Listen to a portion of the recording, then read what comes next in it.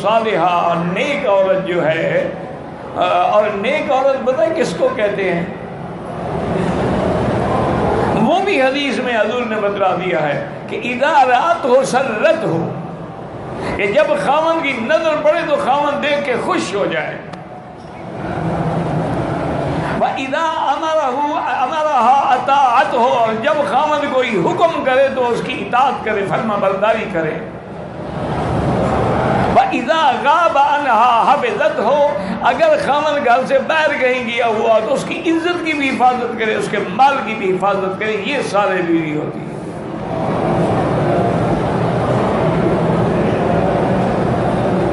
اور یہ سارے بیوی ہوتی ہے کہ جس کے بدن پر ماں باپ کے بعد اور بلوغ کے بعد، خاوند کے بعد کسی اس کے بدن پہ کسی غیر کی کبھی نظر بھی نہ پڑی.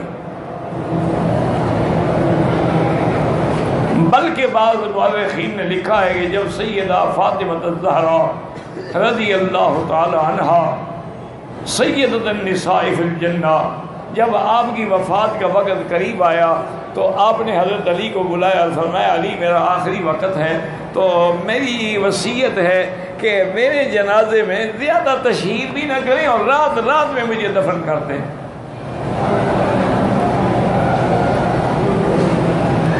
حضرت علی نے فرمایا بی بی کیا کہہ رہی ہو؟ انتی بنت رسول اللہ، اللہ کے نبی کی بیٹی ہو. آپ کے جنازے میں تو مکہ مدینہ سارے علاقے ٹوٹ پڑیں گے،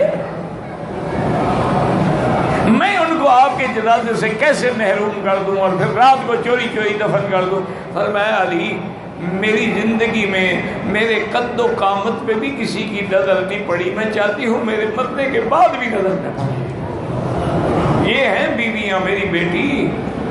یہ عورتیں نہیں ہوتی جو کلبوں میں جاتی ہیں، یہ عورتیں نہیں ہوتی جو ہوٹل میں جاتی ہیں، یہ عورتیں نہیں ہوتی جو فیشن شو میں شریک ہوتی ہیں، یہ عورتیں نہیں ہوتی جو کیٹ واک کرتی ہیں، یہ عورتیں نہیں ہوتی جو غیر مردوں سے باقاعدہ سیلفی بناتی ہیں اور اکٹھے بیٹھ کے کھاتی ہیں اور ہر چیزیں ہاتھ سے پیش کر کر کے ان کو کھلاتی ہیں. یہ عورت نہیں ہوتی. یہ عورت کے نام پہ کلنک کا ٹیکا ہے. اس کو اسلام عورت کہنے کے لیے بھی تیار نہیں. یہ چلتی پھرتی ہوئی گندی لاشیں ہیں. عورت کا کیا معنی ہے؟ وہ چیز جو چھپائی جائے. عورت عربی کا لفظ ہے، عورت کو ہندی کا لفظ نہیں ہے، عورت گرمکھی کا لفظ نہیں ہے، عورت بنگالی کا لفظ نہیں، عربی کا لفظ ہے عورہ. عورت الرجل من السرۃ الی الرقبہ. حضور نے فرمایا کہ مرد کی عورت کیا ہے؟ ناف سے لے کر گھٹنے تک. یعنی اگر اس میں ذرا سی بھی جگہ خالی ہونے والی ہوگی چونکہ ننگا شمار ہوگا وہ. اور عورت المرأتی، اور عورت کا جو عورہ ہونا ہے وہ سر کے بالوں سے لے کر پاؤں تک ہے. اور میری بیٹی ایک حدیث سن لے میرے مدنی پاک کی. آپ نے فرمایا کہ جو عورت اذا تزینت وتعطرت وتبخترت، کہ جب کوئی عورت جو ہے بڑا میک اپ کرے، سنگار کرے اور خوشبوئیں لگائے اور اسی طرح چہرہ کھلا کر کے مردوں کی محفل میں آئے، فرمایا فہی کذا و کذا، یعنی یہ زانی عورت کے حکم میں ہے. اب تمہاری مرضی ہے، ہماری کون سنتا ہے؟ تم نے باپ کی نہ سنی، خاوند کی نہ سنی، تم مولوی مکی کی سن لو گی. تو ایک دفعہ پرانی بات ہے، اس دن بھی کوئی عورتوں کا مضمون ہوگا تو میں تقریر کر رہا تھا. فارغ ہونے کے بعد در سے جب میں لفٹ پہ اتر رہا تھا تو میرے آگے دو عورتیں جا رہی تھیں، اور میں ایک بڑے غصے سے کہہ رہی تھی کہ آج تو مکی صاحب نے عورتوں کے خلاف اتنا طوفان بیان کیا ہے، معلوم ہوتا ہے اس کو کوئی کام کی بیوی نہیں ملی. میں اس کی بیوی ہوتی نا اس کو سیدھا کر دیتی.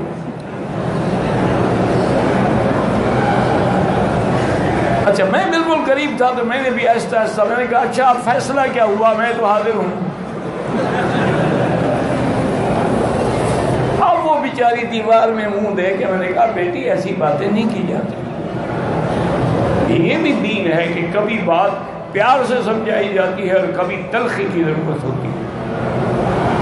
کبھی ڈاکٹر عام گولی دے دیتے ہیں، اگر ملیریا وغیرہ ہو کر کونین کھلانی پڑتی ہے، کبھی کبھی انجیکشن بھی لگانا پڑتا ہے، اور کبھی زخم میں زیادہ گند بھر جائے تو ڈاکٹر کو آپریشن بھی کرنا پڑتا ہے۔ یہ مختلف احوال ہوتے ہیں۔ ایک آدمی آیا حضرت تھانوی کی خدمت میں 2-3 دن رہا۔ اچھا وہاں تو وہ بڑا ایک نظام تھا نا، ہر چیز کا چارٹ لگ جاتا تھا کہ نماز پڑھی جائے گی، پھر اشراق پڑھا جائے گا، پھر ناشتہ کیا جائے گا، پھر ملاقات ہوگی، پھر درس ہوگا، پھر تھوڑا آرام ہوگا، پھر ہر چیز کا ٹائم ٹیبل تھا۔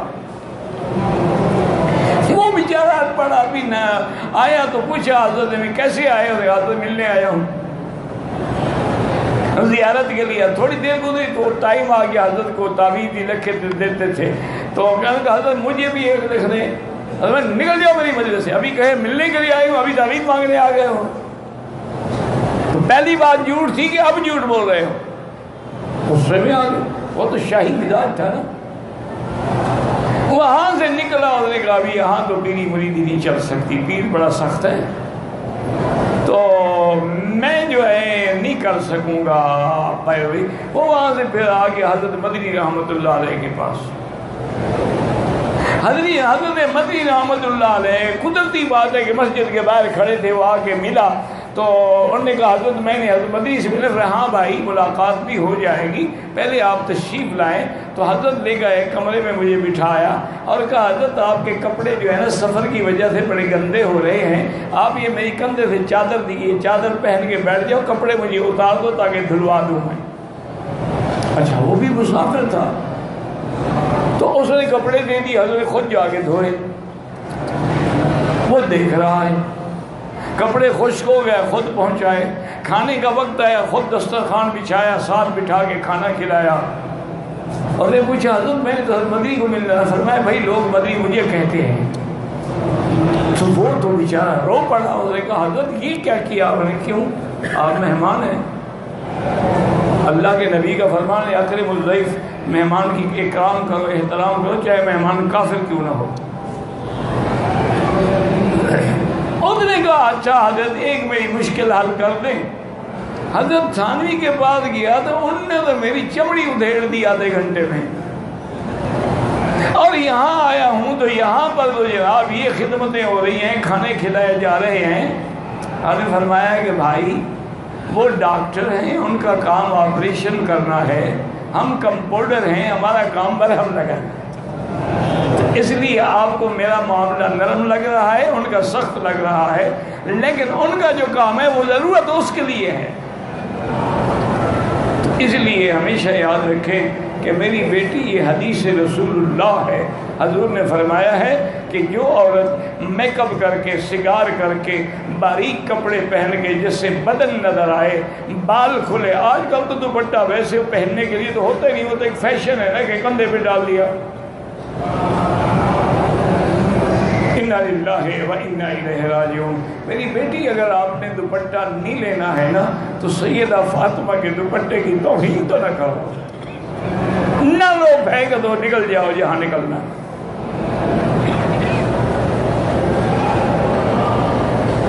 یہ مقام ہے کہ سیدہ ہے، بنت رسول اللہ ہے، بنت مصطفیٰ ہے، اور حضور کی سب سے محبوب ترین بیٹی ہے،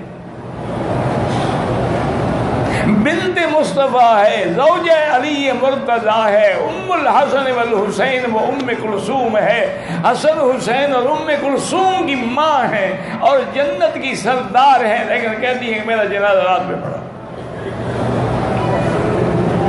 اور یہاں یہ مسئلہ بھی سمجھ لو، یہ جو روافض ہیں، شیعہ ہیں، یہ بڑے مشہور کرتے ہیں نا کہ حضرت ابو بکر اور حضرت فاطمہ بی بی کا جھگڑا تھا۔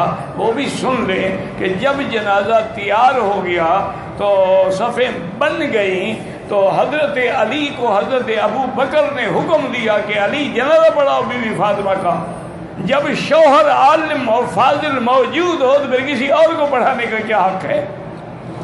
اسی لیے جب ورثاء میں مثلا ایک آدمی مر گیا، بیٹا عالم ہے تو وہ پڑھائے۔ حضرت علی نے آ کے حضرت ابوبکر کا ہاتھ پکڑا اور فرمایا کہ یا خلیفۃ رسول اللہ، یہ ناممکن ہے کہ آپ کے ہوتے ہوئے علی مصلی پہ کھڑا ہوئے، علی تو پہلے بھی تھا، حضور نے اپنے مصلی پہ آپ کو کھڑا کیا تھا، آپ بھی فاطمہ کا جنازہ پڑھائیں گے؟ اگر دشمنی ہوتی تو جنازہ اسی سے پڑھواتے۔ یہ تو بس ایک روافض جو ہیں، یہ شیعہ جو ہیں نا جی، اصل میں ان کا بانی جو ہے وہ یہودی ہے نا، تو وہ یہودیوں والی ساری باتیں ان میں آ گئی۔ اصل ان کے بنانے والا جو مؤسس ہے نا عبداللہ ابن سبا، اسی طرح حسن ابن السبا، یہ سب یہودی تھے۔ اچھا، خوارج کا بڑا بھی یہودی ہے۔ تو اس لیے ہمیشہ یاد رکھیں کہ اللہ کے نبی کے زمانے میں، ہر پیغمبر کے زمانے میں جماعت حق والی بھی تھی اور باطل والے بھی تھے۔ اسی لیے اللہ نے فرمایا کہ یہ نہیں ہے کہ پہلی امتوں سے، اور جو لوگ پہلے دین پہ بھی قائم رہے اور حضور کے دین، ان کو اللہ دوہرا اجر عطا فرمائے۔ اللہم ثبتنا علی الایمان، اللہم ارزقنا حسن الختام۔